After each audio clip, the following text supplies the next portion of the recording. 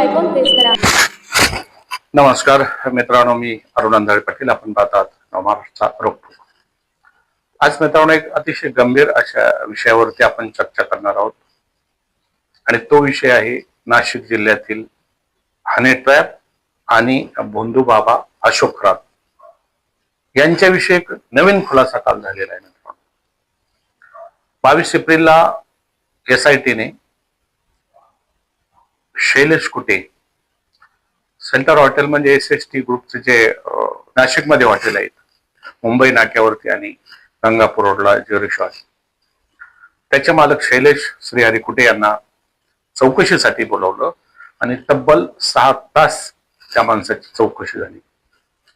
आता आपण मला SST जे हॉटेल ग्रुप आहे त्याचा मालक श्री आणि तो बंधू बाबा तो अशोक खरात त्यांचा काय संबंध? कारण आजपर्यंत म्हणजे कालपर्यंत हौलगडा झालेला नव्हता, परंतु हे स्पेशल जे आता SIT जी चौकशी करते त्याच्यामधून त्यांना ही लिंक आता उघडकीस आली आहे आणि प्रकरण खूप गंभीर आहे. मित्रांनो, आपल्याला नाशिकची ओळख त्र्यंबकेश्वर असेल, कुंभमेळा असेल, पंचवटी असेल, काळाराम मंदिर असेल, त्या ठिकाणी कृषी विभागातील माहिती तंत्रज्ञान असेल, दिंडोरी असेल, वणी असेल. नाशिक हे खूप अग्रेसर असतं संत महात्म्यांचं, देवी देवतांचं शहर. पण आपण गेल्या वर्षापासून पाहतोय नाशिक हे बदनाम होत आहे. हे भोंदू बाबा, हे मठवाले, हे हनी ट्रॅपवाले आणि विशेष करून त्यातील महिला नाशिक. मित्रांनो, टाळी एका हाताने वाजत नाही, कोणाला आवडो न आवडो. आणि रोखठोक बोलतो, रोखठोक बोललेलं कोणाला आवडत नाही. परंतु असो, आमचं जे काम आहे ते आम्ही करत राहणार, कोणाला आवडो कोणाला न आवडो. अहो, त्या लैंगिक बाबाकडं स्वतः पुरुष आपल्या बायका नेऊन त्याच्या खाली तिथं टेबलावर बसवत होते टेबल टेनिस खेळायला आणि हरामखोर बडे बाहेर बसून मजा पाहत होते. मग खरातालाच दोष द्यावा का नुसता? 2-2, 4-4 वर्ष, 2-2, 4-4 महिने अत्याचार होतो का? बलात्कार होतो का? कशाला म्हणतात बलात्कार? कशाला म्हणतात अत्याचार? एकदा झालं, दोनदा झालं, तुम्ही नेहमी त्याच्या तिथे जाताय, टेबल टेनिस खेळताय आणि वरून म्हणतात आमच्यावरती अत्याचार झाले. असो, काही मजबुरी असतील त्या. परंतु हे जे आता हनी ट्रॅपचं दुसरं एक कारण आता उघड झालेलं आहे मित्रांनो, हे खूप अवघड आहे. श्रीहरी कुटे हा ब्लॅक मेकर आहे. त्याच्या हॉटेल आलिशान आहेत, त्या ठिकाणी कॅमेरे बसवलेले आहेत. जे राजे करते कोणी कशासाठी सगळ्यांचं त्या ठिकाणी चित्रण होतं आणि तो ब्लॅकमेल करतो. शिर्डी संस्थांचा 8 वर्ष तो विश्वस्त होता. कोण आहे त्याचा गॉडफादर शिर्डी संस्थांचा? का नाही शासन चौकशी करत? कारण हमाम में सब नंगे, सगळे राजकर्ते यात अडकलेले आहेत मित्रांनो. म्हणून असे हनी ट्रॅप, असे बाबा, असे बंधू, असे ज्योतिषी, असे हॉटेलवाले हनी ट्रॅपवाले, अशा महिला आज उजळ माथ्याने महाराष्ट्रात हे असे वाईट धंदे घडवत आहेत. आता आपण पाहूया SIT असेल किंवा EDने आता एंट्री केलेली आहे. मग हा शैलेश कुटे आणि खरात बाबा याचा काय संबंध आहे ते आज आपण चर्चा करणार आहोत. कारण माहिती खूप महत्वाची आहे मित्र. नाही तर आता मी हे व्हिडिओ बनवणे वगैरे सोडून दिलेलं आहे, कारण लोकांना त्यात इंटरेस्ट नाही. खरं बोललेलं कोणाला आवडत नाही. आताचे लोक सोशल मीडिया काहीतरी धक्कादायक माहिती, काहीतरी बोगस याच्या मागे पडलेले आहेत. त्यांचा लखला पळागो. परंतु आम्हाला राहत नाही मित्रांनो. हे असे जे प्रकार घडत आहेत हिंदू धर्मामध्ये आणि आपल्या मुली मुसलमानांच्या मुला खाली जर पडत आहेत, जाऊन त्यांच्याकडे लैंगिक मजा मारत आहेत, याला काय म्हणावं? असो, विषय गहन आहे मित्रांनो. कारण ते त्यांना आपल्या मराठी माणसांना आता वेळ नाही. आपल्या मुली काय करतात, कोणाकडे जातात, कोणाखाली झोपतात, कोणालाही वेळ नाही. परंतु सत्य आहे ते. टाळी एका हाताने वाजत नाही, मी नेहमी सांगतो मित्रांनो. आता आपण हा विषय जो चर्चेला जात आहे तो आपण आता पाहूया. हनी ट्रॅप मागे झाला होता, मागच्या वर्षी आपण पाहिलेलं आहे. ठिकाण होते नाशिकच्या शैलेश कुटे यांचे शेल्टर म्हणजे SSK हॉटेल, ते मुंबई नाक्यावरती आहे.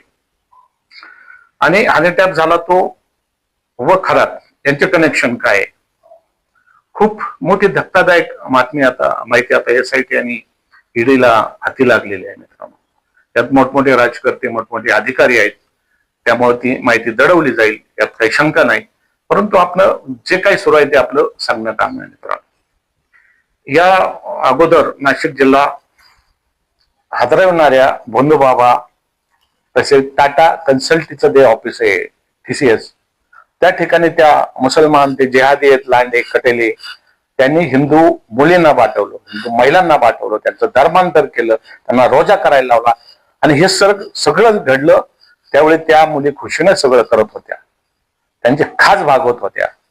आणि नंतर त्यांना हे लक्षात आलं की असं असं झालंय, कारण त्यांची बदनामी व्हायला. आता हा विषय झाला की TCIचं प्रकरण आपण पाहत आहोत, त्याचा एक वेगळा विषय. त्यानंतर आता त्या अमरावतीमध्ये एका कटेल्या जहाद यांनी किती मुलींना पाठवलं आणि त्यांची शर्यत लागली होती दोन मित्रांमध्ये, तू जास्त मुलींना नाचवतो की मी जास्त मुलींना नाचवतो. आणि त्याने जवळजवळ 180 मुलींना त्या ठिकाणी त्याने मजा मारली आणि ह्या सुद्धा त्यांच्या खाली झोपल्या. त्या अल्पवयीन आहेत, काहीतरी काही अल्पवयीन मुली आहेत. त्यांच्या आईबापाने काय त्यांच्यावर संस्कृती केली. मोबाईल हे फक्त सोशल मीडिया हे साधन कामासाठी आहे, परंतु आता हे सुरू आहे मित्रांनो. आता पुन्हा आपण नाशिक जिल्ह्याकडे येऊया. त्या ठिकाणी तो टाटा कन्सल्टीचा विषय झाला. नंतर त्याला कॉर्पोरेट जिहाद असा नाव आपण देऊया. पुन्हा एक बाबा भोंदू बाबा, तो धरणगाव कोठे त्या ठिकाणी त्याने दत्त धाम त्या ठिकाणी खोललं. त्या ठिकाणी त्या मुलीला त्याने त्र्यंबकेश्वर निवडून तिच्यावर अत्याचार केला आणि मग काही दिवसांनी ती जागी झाली बिचारी. आणि मग तिनं असं सांगितलं की याने अनेक मुली त्या ठिकाणी वडगाव पान काहीतरी त्या ठिकाणी नाचवले. असे अनेक बाबा आता एक ना एक बाबा समोर येत आहेत. मागील वर्षात हेच शैलेश कुटे याचा हनी ट्रॅप उघड झालं होतं मित्रांनो. हा जो शैलेश कुटेचं मुंबई नाक्यावरील ऑफिस आहे, या ठिकाणी छगन भुजबळ, राज ठाकरे, राधाकृष्ण, अनेक मोठमोठे नेते याच ठिकाणी येतात. नाशिकला आल्यावर त्या ठिकाणी थांबतात. आणि हा जो हनी ट्रॅप मागच्या वर्षीचा झाला होता, त्यात त्यांनी शासकीय अधिकाऱ्यांना टार्गेट केलं होतं. एक महिला ठाण्याची होती, तिचे 4-5 फ्लॅट ठाण्याला, तिचे 4 व्हीलर गाड्या मोठमोठ्या, आणि ती मुलगी आणि ती त्यात सामील होती. आणि अनेक अधिकाऱ्यांना टार्गेट केलं होतं, ब्लॅकमेल केलं होतं. आणि हे अधिकारी राजकारते त्यात फसत होते आणि हा शैलेश कुटे त्याचा मास्टर माइंड होता. आता दुसरीकडे याचं ते हे झाल्यानंतर खरात व SSK हे जे हॉटेल आहे शैलेश कुटे याचं SIT ने आता त्याला त्या शैलेश कुटेला त्या ठिकाणी बोलवलं आणि त्याची 22 तारखेला जवळजवळ 6 तास त्या शैलेश कुटेची त्या ठिकाणी चौकशी झाली. आता शैलेश कुटेची आलं कुठं की हा जो आता एक दुसरं एक महत्वाचं मित्रांनो आहे की हा जो फार्म हाऊस आहे त्याचं एक हे मुंबई नाक्यावर एक आहे, दुसरं गंगापूर रोडला त्या ठिकाणी या कुटेचं फार्म हाऊस आहे. दुसरी गोष्ट धक्कादायक, हा शैलेश कुटे 8 वर्ष शिर्डी संस्थांचा विश्वस्त होता. त्याची शिफारस कोणी केली मुख्यमंत्र्यांकडे याची देखील चौकशी झाली तर त्याचा गॉडफादर कोण आहे ते समोर येईल मित्रांनो. तेव्हा ही चौकशी झाली पाहिजे, परंतु चौकशी होणार नाही कारण तो नक्कीच राज्यकर्ता कोणतरी असेल, त्यामुळे त्याची शिर्डी संस्थांवर त्या ठिकाणी वर्णी लागलेली होती. आता दुसरं याने याच्या हॉटेलमध्ये बाहेरचे भारी भारी कॅमेरे आणून लावले होते. मग या ठिकाणी कोणी VIP असेल, मंत्री असेल, कोणी मोठा माणूस असेल जर त्या हॉटेलमध्ये आला, आता सजिक तो फॅमिली घेऊन तर कोणी या हॉटेलमध्ये येत नाही, तर कोणीतरी अशाच महिला ज्या धंदेवाई आहेत किंवा त्यांना राजकारणात मोठं व्हायचंय किंवा कोणीतरी अशा असतील महिला त्यांना घेऊन येत असतील, मग त्यांचे चित्रण त्या ठिकाणी हा शैलेश कुटे करत होता आणि मग त्यांना तो ब्लॅकमेल करायचा. आणि या कॅमेरा लावून त्यांनी अधिकारी आणि राजकारत्यांना जवळजवळ 10 कोटी रुपयाला डुबाडलं होतं. हे मागच्या वर्षी सिद्ध झालं होतं. परंतु आता हा जो खरात आहे याने 50हून अधिक महिलांना लैंगिक किंवा त्याचे व्हिडिओ काढले होते आणि हा खरात त्या ठिकाणी कुटेच्या SSK हॉटेलमध्ये आलिशान त्या ठिकाणी रूम होते, त्या आलिशान रूम मध्ये महिलांना बोलावून घेत होता आणि मग त्या ठिकाणी तो लैंगिक शोषण करायचा. आता व्हिडिओ काढायचा आणि मग त्या ठिकाणी तो अशा प्रकारचे गैरधंदे करत होता. हे आपण गेले अनेक दिवस पाहतोय. आता दुसरीकडे मित्रांनो, हा संशय एसटीला का आला? त्यांनी ज्यावेळी चौकशी सुरू केली त्यावेळी त्यांना हा संशय आला आणि मग त्यांनी त्या ठिकाणी हे सुरू केलं. मग कुठेच्या 22 एप्रिलला 7 चौकशी झाली आणि मग खरातला त्या जो खरात आहे त्याच्या 132 अकाउंट वेगवेगळ्या पतपेढ्यांमध्ये वगैरे होते आणि त्या ठिकाणी त्याचा 63 कोटीचा व्यवहार मित्रांनो पुढे आलेला. आता हा जो मोठमोठे जे व्यवहार आलेले आहेत हे ज्यावेळी त्यांनी त्या ट्रान्झॅक्शन किंवा इतर चौकशा केल्या ईडी आणि एसआयटीने, तेव्हा ही एक एक नाव पुढे येत आहेत आणि ती कडी ते जुळवत आहेत. तिची बहीण शैलेश कुटे किंवा तो ठाण्याचे महानगरपालिकेचा अधिकारी असे अनेक, आणि त्याचप्रमाणे पुण्याचा पोपळे, ठाणे मनपाचा अधिकारी, अशांच्या त्या कड्या आता एसआयटी आणि ते जुळवत आहेत. हा जो भोंजू लैंगिक नराधम होता त्याने अनेक महिलांना आपल्या जाळ्यात ओढलं.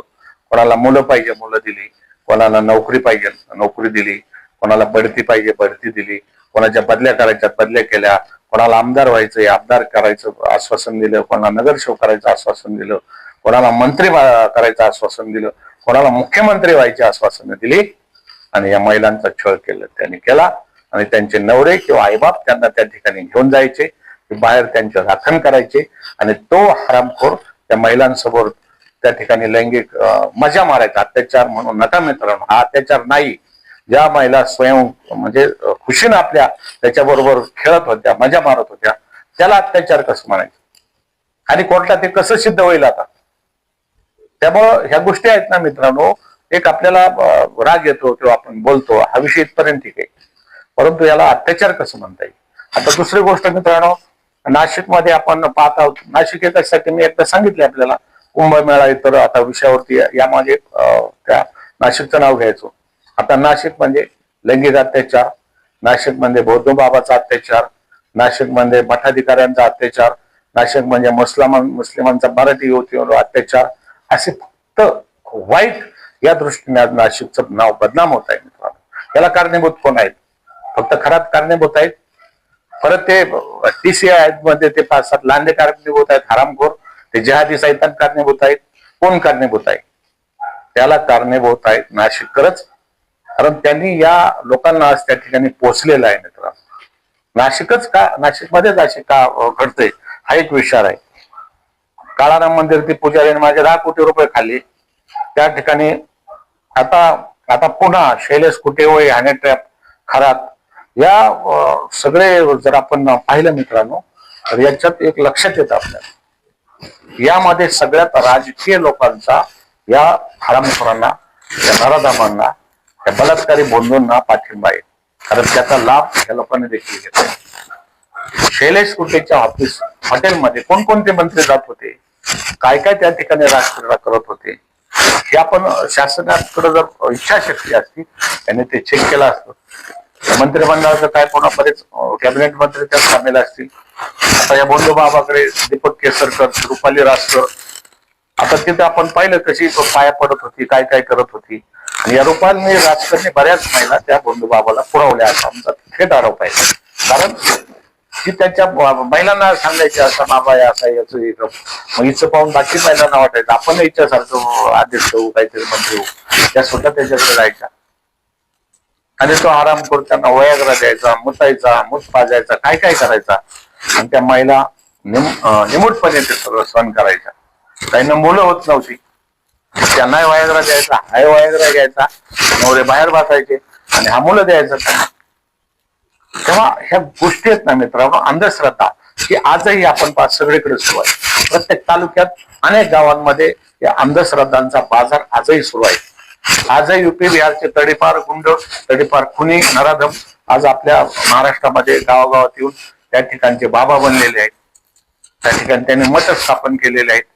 या डकेत ज्याला म्हणतो तिसाठी बाहुबली यांनी येथे जमिनी खरेदी केलेल्या आहेत. पारनेर तालुक्यात अशी अनेक उदाहरण आहेत. पारनेर तालुक्यामध्ये पंजाबच्या काही आश्रम आहेत, तिथे खाली जेवणासाठी किंवा इतर काही कारणासाठी अख्खे आपले लोक जातात आणि मग ते तिकडचे लोक पंजाबचे या ठिकाणी आश्रम चालवतात. काही आसाम युपी बिहारचे बाबा येऊन या ठिकाणी जमिनी घेऊन बाहेरना मुलं देतात, सगळ्या अडचणी दूर करतात, त्यांच्या नावावर जमिनी नसताना या ठिकाणी जमिनी खरेदी करतात. आमच्याकडे मित्रांनो लिस्ट आहे, एक दिवस आम्ही सगळं उघड करणार आहे. मग इथलं प्रशासन, इथले पोलीस नेमकं काय करतात आणि ज्या ज्या गावांमध्ये हरामखोर या ठिकाणी धंदे करून राहिले ते गावकरी हरामखोर, ते गावकरी काय करतात, ते गावकऱ्यांना लाज आबरू इज्जत असते तर अशा बंधू बाबांना त्या त्या गावात त्यांनी ठाव ठिकाणा केला नसता, त्या ठिकाणी त्यांना आश्रय दिला नसता. पण ते सरेआम खुलं आहे महाराष्ट्रामध्ये. तेव्हा तर SIT असेल किंवा ED असेल, आमची विनंती आहे, शैलेंद्र कुठे हा कसं काय त्या ठिकाणी हे धंदे करत होता, ठाण्याची कोणती वेश्यारंगी ठिणाण होती, तिने अनेक लोकांना ब्लॅकमेल केलं, करोडची माया तिने जमवली आणि शेवटी सगळं दडपलं गेलं. आता त्या शैलेंद्र कुटीच्याच हॉटेलमध्ये हा खरा तेच धंदे करत होता, बायांना टेबल टेनिस खेळून त्यांना मुलं देत होता, त्यांना आमदार करण्याचे स्वप्न करत होता, मला नोकरी लावायचं काम करत होता आणि ह्या महिला आनंदाने त्याचा उपभोग घेत होत्या. आणि आता त्यांना वाटते अत्याचार आहे, तरी सुद्धा काहीच महिला पुढे आल्यात मित्रांनो, कुणी येत नाहीत. कारण त्या कोणत्या तोंडाने आता येतील पुढं, कशासाठी येतील? तुमच्यावर अत्याचार झालाय, अत्याचार त्याने केलं नाही बंधू करत, त्याने यांना काहीतरी लालूच दिली आणि या लालशेपायीच त्या तिथे गेल्या होत्या.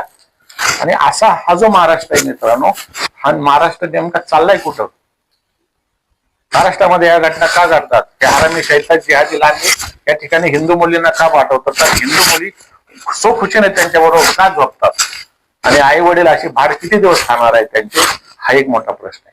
आणि वसई सारख्या ठिकाणी पाहिलं, आदिवासी मुली किती सरळ सरळ त्या मुस्लिम तरुणांमागे जातात, कारण ते व्हॉट्सअपला त्यांना हिरोपणा दाखवतात वगैरे. आणि आजही पहा मित्र, आम्ही पारनेरसारख्या आमच्या ST स्टँडला बसतो कधी कधी कॉलेज सुटल्यावर, तर मुलं मुली एकमेका कुणी कोणा फक्त मोबाईलवर त्यांचं खेळ चालू असतं. प्रत्येक मुली पहा मोबाईलवर पडलेली असते, त्यांचे आईबाप त्यांना मोबाईल देतात, SIM कार्ड देतात. आपल्या मुली कोणाबरोबर काय खेळ खेळतात, त्यांची लग्न झाल्यानंतर काय दिवे लावतील, याचा कोणालाही काही गरज नाही. आज सोशल मीडिया, हे मोबाईल सगळ्यांचा आज गरज झालेली आहे. यामुळं हिंदू समाजाचा त्रास होण्यास वेळ लागणार नाही. ज्याप्रमाणे इंग्रजांनी 150 वर्ष राज्य केलं, बाबरासारख्या परकीय आक्रमण जे जिहादी होते राक्षस, त्यांनी या भारतावर 200-300 वर्ष राज्य केलं. आणि लवकरच ज्यावेळी जिहादी जास्त लोकसंख्या होईल त्यावेळी हिंदूंना कळलं आपल्या आया वहिनी आपल्या राहणार नाहीत. आणि असंच हे चालू राहणार. सरकार कोणाचं आहे असं मित्रांनो, मतासाठी हे लाचार झालेले आहेत. हमाम में सब नंगे है, भाजपचा असो शिवसेनेचं कोणाचा असो, हे दाढी कुरवळतच राहणार. आणि हिंदूंच्या आया बहिणी मुली अशाच या जयादांच्या नादी लागून बर्बाद होत राहतील. आम्हाला राहत नाही मित्रांनो, म्हणून आम्ही बोललो. तुर्त इतकेच. आपल्याला जर माझे विचार आवडले तर अवश्य कॉमेंट मध्ये कळवा, नाही आवडले, आमची काय चूक झाली तरी कॉमेंट मध्ये कळवा. तुर्त इतकेच. हा चॅनल सबस्क्राईब करा, लाईक करा आणि आवडला तर आपल्या मित्रांना जरूर शेअर करा. विनंती. धन्यवाद. जय हिंद, जय महाराष्ट्र.